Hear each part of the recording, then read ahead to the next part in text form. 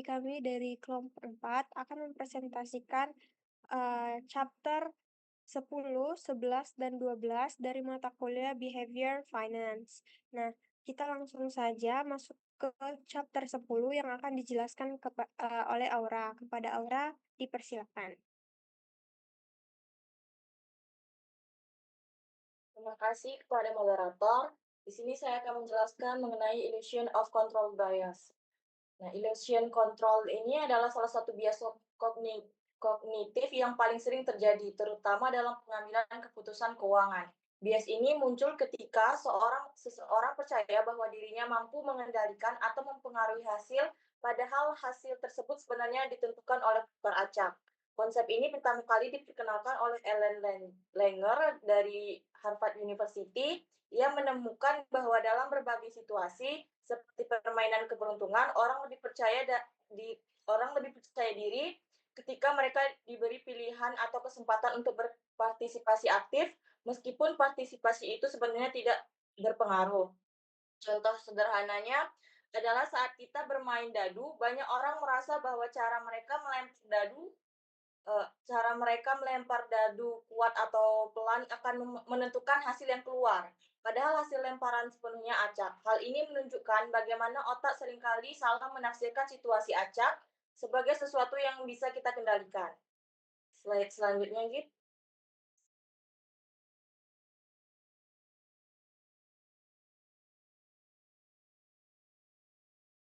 Untuk memahami lebih dalam bagaimana ilusi kontrol bekerja, penelitian telah dilakukan. Salah satu eksperimen yang terkenal dilakukan oleh Andrea Breinholt dan Lynette Dalrymple. Mereka mendesain permainan sederhana berbasis kartu di mana peserta diberi dua kondisi berbeda. Pada kondisi keterlibatan tinggi, peserta diizinkan untuk memilih warna target, menentukan jumlah taruhan, bahkan mengocok dan membagikan kartu sendiri. Sementara pada kondisi keterlibatan rendah, semua proses itu dilakukan oleh komputer dan peserta hanya memilih jumlah taruhan secara objektif. Yang menang selalu 50-50. Tidak peduli siapa yang memilih atau membagikan kartu. Hasil penelitian menunjukkan bahwa peserta dalam kondisi keterlibatan tinggi bertarung lebih banyak karena merasa punya kendali terhadap hasil permainan. Sebaliknya, peserta dalam kondisi keterlibatan rendah lebih berhati-hati. Hal ini membuktikan bahwa semakin besar keterlibatan seseorang, semakin kuat pula ilusi kontrol yang ia rasakan. Meskipun peluang objektifnya sama sekali tidak berubah. Selanjutnya, Git. Nah, ilusi kontrol ini memberikan dampak yang signifikan terhadap perilaku dan hasil investasi. Pertama, investor yang terjebak dalam bias ini cenderung melakukan transaksi terlalu sering. Mereka percaya bahwa semakin sering melakukan transaksi, semakin besar peluang mengendalikan hasil. Sayangnya, hal ini justru meningkatkan biaya transaksi dan menunjukkan imbal hasil jangka panjang. Kedua, investor cenderung memiliki portofolio yang kurang terdiversifikasi. Karena merasa punya kendali terhadap saham tertentu, mereka menaruh terlalu banyak modal di satu tempat. Padahal strategi ini sering beresiko dan merugikan ketika pasar tidak sesuai dengan ekspektasi. Yang ketiga, banyak investor menggunakan mekanisme seperti limit order untuk menciptakan ilusi bahwa mereka bisa mengontrol harga pembeli atau penjualan. Namun, hal ini sering menyebabkan peluang yang terlewat atau bahkan pembelian yang merugikan. Terakhir, ilusi kontrol memperkuat kepercayaan diri berlebihan atau overconfidence. Investor yang terlalu percaya diri akan mengambil keputusan lebih beresiko tanpa menyadari bahwa sebagian besar hasil investasi tetap dipengaruhi oleh faktor eksternal di luar kendali mereka. Slide selanjutnya. Nah, di sini ada uji diagnostik. Yang pertama, tes ilusi kontrol. Pernyataan tentang melempar dadu sendiri versus orang lain. Tujuannya untuk mengidentifikasi kecenderungan merasa punya kendali pada hal yang sebenarnya acak. Tes ini dibuat untuk melihat apakah seseorang cenderung memiliki kecenderungan ilusi kontrol pernyataan sederhana seperti apakah kita merasa lebih yakin kalau melempar dadu sendiri dibanding orang lain atau apakah kita lebih percaya diri kalau memilih nomor lotre sendiri? Dari jawaban-jawaban itu kita bisa tahu siapa saja yang rentan terhadap bias ini. Slide selanjutnya.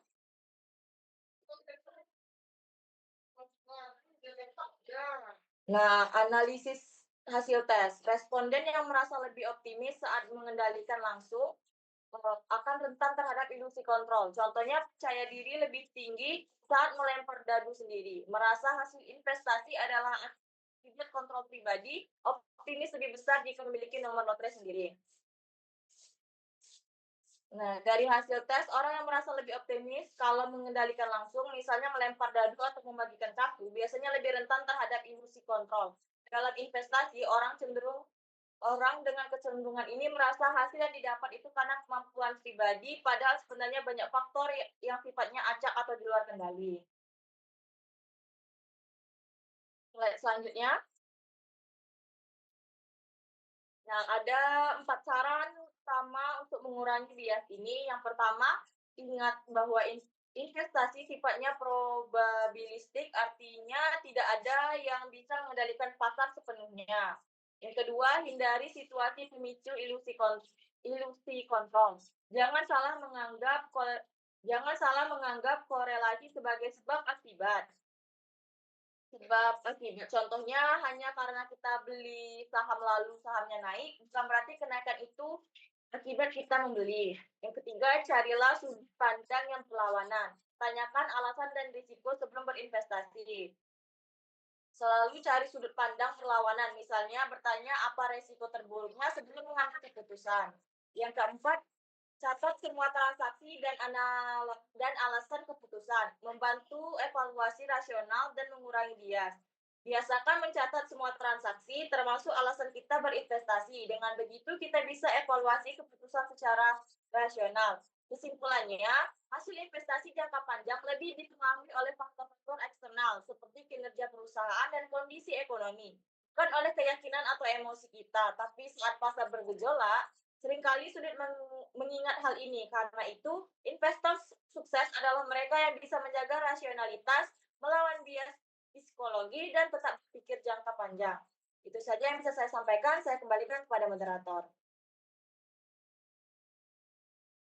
Oke, baik. Terima kasih kepada Aura.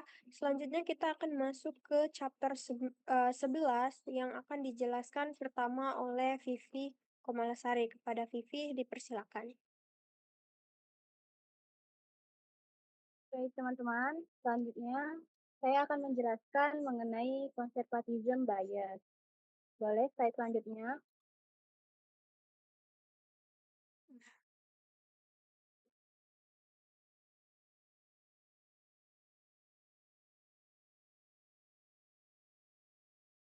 Nah, baik teman-teman, perlu diketahui bahwa bias konservatisme ini adalah proses mental di mana orang itu cenderung mempertahankan pandangan atau perkiraan sebelumnya daripada mengakui informasi baru. Nah, di sini dicontohkan bahwa ada seorang investor yang menerima berita buruk mengenai laba suatu perusahaan. Nah, biasanya orang yang mempunyai bias konservatisme ini akan bertentangan secara negatif dengan perkiraan laba yang diterbitkan bulan sebelumnya apabila laba itu berbanding terbalik. Jadi kesimpulannya itu bahwa kecenderungan konservatisme ini menyebabkan investor bereaksi berlebihan terhadap informasi baru dan mempertahankan informasi yang diperolehnya dari perkiraan sebelumnya.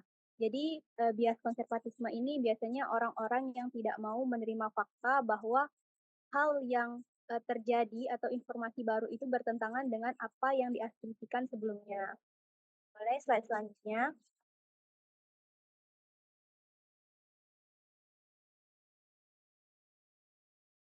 Nah, di sini ada penelitian dari James, yang mana dia ini adalah penulis buku dari Behavior Finance, yang menjelaskan bahwa dalam analisisnya, Montier ini menjelaskan bahwa orang yang cenderung berpegang teguh pada suatu pandangan atau perkiraan, setelah mereka mempunyai pandangan kebanyakan dari mereka itu sulit untuk berpindah dari pandangan tersebut.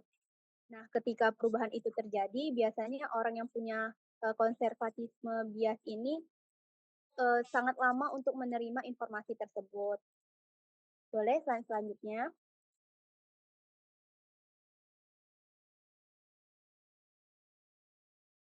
Nah, teman-teman, di sini ada sebuah grafik yang mana grafik ini menunjukkan konservatisme dalam perkiraan analis. Jadi, grafik ini memperlihatkan bahwa analis itu lebih pandai menjelaskan apa yang sudah terjadi daripada memprediksi apa yang akan terjadi. Jadi mereka itu cenderung terlalu percaya pada pandangan awal mereka sehingga enggan mengubah pandangan mereka kecuali ada bukti yang kuat yang jelas-jelas menunjukkan bahwa mereka itu salah. Biasanya orang-orang seperti ini memiliki jenis-jenis dari atau kayak dugaan kalau dia itu punya konservatisme bias. Boleh selanjutnya?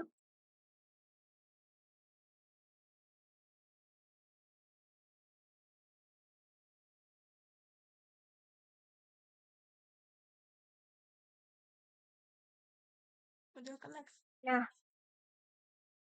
implikasi dari konservatisme bias ini nggak hanya bagi individu, tapi juga bisa terjadi bagi seorang investor, yang mana ada 3 perilaku yang berasal dari bias konservatisme yang dapat menyebabkan kesalahan dalam investasi, khususnya bagi seorang investor.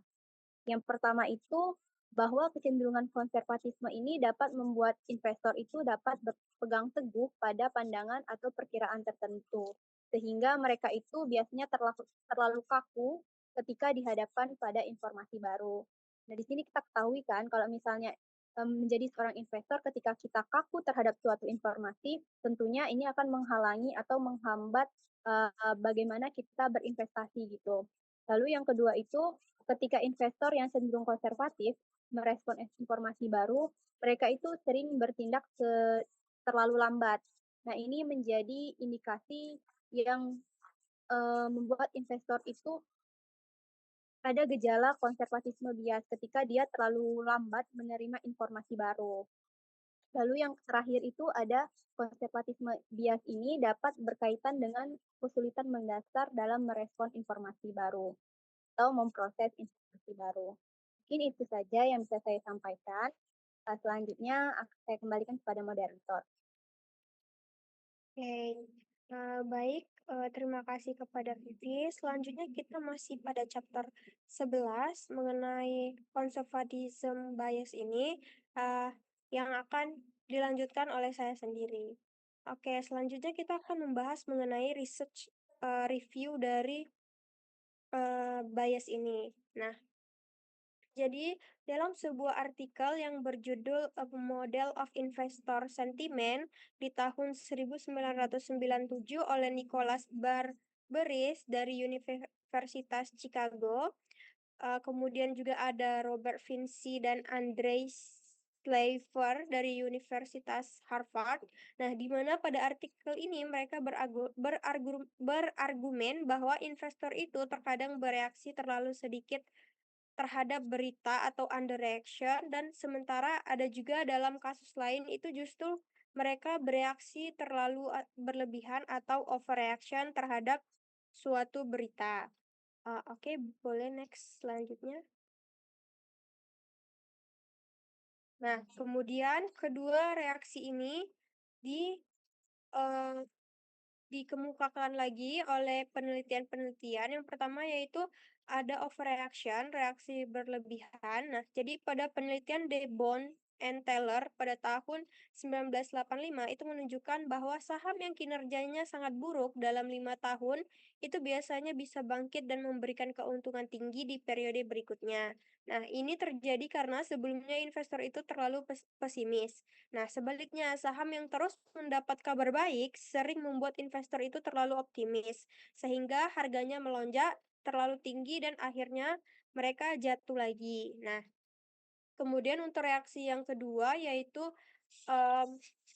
underreaction itu pada penelitian Barberis, Fishney, dan Selfer tadi pada tahun 97, itu mereka menemukan reaksi sebaliknya, yaitu underreaction, di mana investor itu sering bereaksi kurang cepat. Misalnya, ketika laba kuartal jauh lebih tinggi dari perkiraan, harga itu memang naik, tapi tidak setinggi yang seharusnya. Nah, baru setelah beberapa bulan kemudian, harga itu perlahan naik lagi. Begitu juga dengan kabar buruk. Harga turun tapi tidak cukup tajam. Nah, koreksinya justru itu terus berlanjut setelahnya.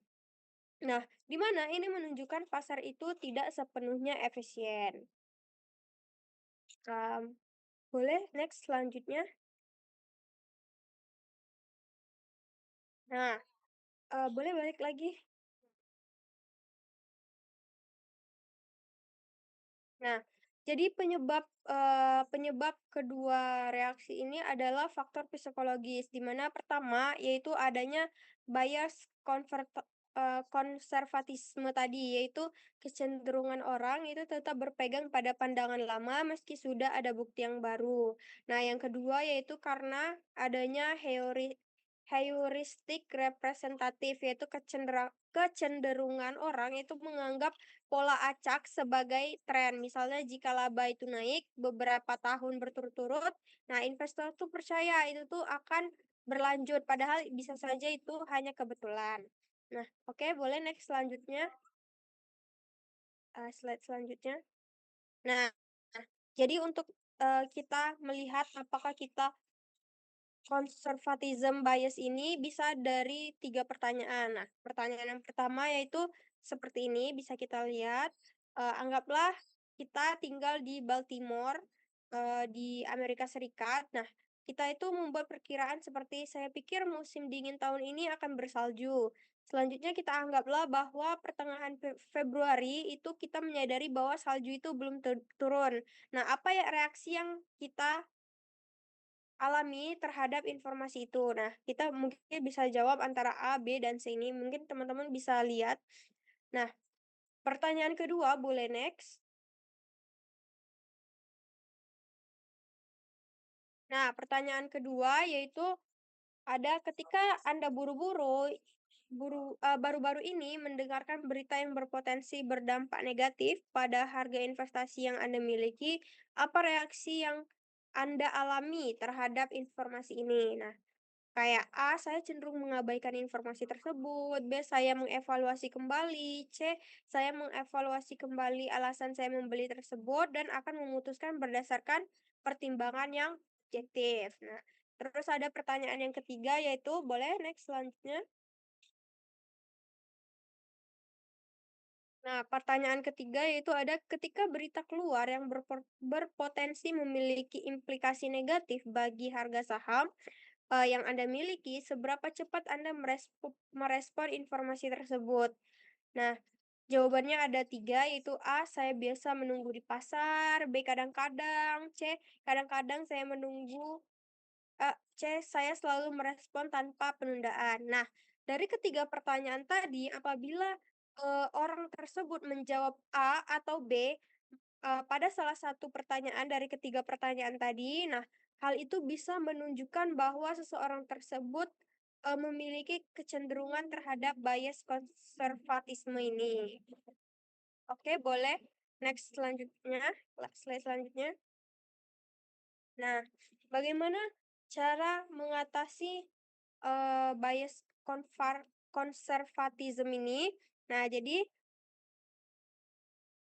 bias konservatisme ini bisa membuat investor itu terjebak dalam keputusan yang salah. Nah, agar terhindar, kita bisa melakukan 4 cara ini. Yang pertama yaitu jangan terlalu bergantung pada perkiraan lama. Yang kedua, jika ada informasi baru yang jelas dan sudah terinformasi, itu sebaiknya segera kita evaluasi ulang keputusan dan bertindak secara tegas. Nah, yang ketiga yaitu jangan takut meminta bantuan profesional, terutama jika informasi itu terasa terlalu kompleks. Nah, yang keempat, yang terakhir, biasakan itu untuk selalu bertanya pada diri kita sendiri, apakah berita baru ini benar-benar mengubah, eee, perkiraan saya? Nah, itulah cara mengatasi conservatism bias ini. Nah, mungkin itu saja materi mengenai conservatism bias. Kita mungkin next, pada chapter berikutnya yang akan dijelaskan oleh Gita. Kepada Gita, saya persilakan. Baiklah, di sini saya akan menjelaskan mengenai ambiguity aversion bias. Nah, ambiguity aversion bias adalah kecenderungan seseorang untuk menghindari situasi atau pilihan yang tidak jelas informasinya, sehingga lebih memilih hal yang pasti meskipun peluangnya mungkin lebih sedikit. Bias ini muncul karena ketidakpastian yang dianggap beresiko dan menimbulkan ketidaknyamanan. Nah, dalam ambiguity aversion bias ini terdapat dua deskripsi. Yang pertama yaitu deskripsi umum, yaitu bias penghindaran atau ambiguity bias adalah kecenderungan psikologis ketika individu lebih nyaman memilih suatu yang lebih jelas dan pasti dibandingkan dengan opsi yang tidak memiliki informasi lengkap. Yang deskripsi teknisnya, secara teknis, bias ini berkaitan dengan perilaku pengambilan keputusan di bawah kondisi uncertainty, di mana individu menilai probabilitas hasil lebih rendah hanya karena informasi yang tidak lengkap atau ambigu. Yang selanjutnya yaitu dalam aplikasi praktis. Nah, dalam pasar keuangan, investor tidak hanya mengandalkan data objektif, tetapi juga probabilitas subjektif berdasarkan keyakinan mereka. Misalnya, saat The Fed menaikkan suku bunga, seorang investor harus menilai dampaknya terhadap harga saham tertentu. Studi membuktikan bahwa tingkat kompetensi subjektif berperan besar. Investor yang merasa ahli lebih cenderung bertaruh pada penilaiannya sendiri, meskipun hasilnya belum pasti. Sedangkan investor yang tidak yakin lebih memilih keputusan yang lebih jelas probabilitasnya. Hal ini disebut dengan efek kompetensi yang menggambarkan bagaimana rasa percaya diri atau pengetahuan mempengaruhi cara orang menghadapi ambiguitas dalam investasi. Dalam kasus materi ini menunjukkan bahwa investor sering terpengaruh oleh penghindaran ambiguitas jika merasa kompeten. Mereka lebih percaya pada penilaian sendiri meskipun resikonya tinggi. Tetapi jika merasa tidak kompeten, mereka memilih opsi yang lebih pasti. Akibatnya, investor bisa menuntut return yang lebih tinggi terlalu fokus pada aset yang familiar dan kurang melakukan diversifikasi portofolio. Yang selanjutnya yaitu ada penelitian yang mengenai kompetensi investor, frekuensi perdagangan, dan home bias. Nah, penelitian yang dilakukan oleh Graham, Harvey, dan Huang menunjukkan bahwa efek kompetensi yang sangat mempengaruhi perilaku investor. Investor yang sering merasa kompeten cenderung lebih sering melakukan perdagangan dan lebih berani mengambil keputusan berdasarkan penilaian mereka sendiri. Efek ini juga berkaitan dengan home bias, yaitu kecenderungan investor lebih banyak menempatkan aset di pasar domestik dibandingkan internasional.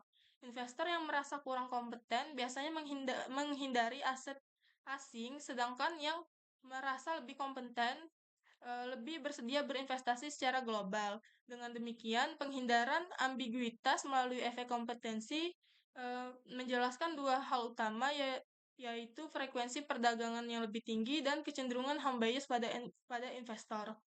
Mungkin itu saja materi saya kembalikan moderator. Oke, baik, terima kasih kepada Gita. Mungkin teman-teman itulah penjelasan dari chapter 10, 11, dan 12 dari mata kuliah Behavior Finance kita kali ini. Mungkin itu saja yang teman-teman dan saya dapat sampaikan. Apabila ada salah kata kami mohon maaf. Kami akhiri. Wassalamualaikum warahmatullahi wabarakatuh.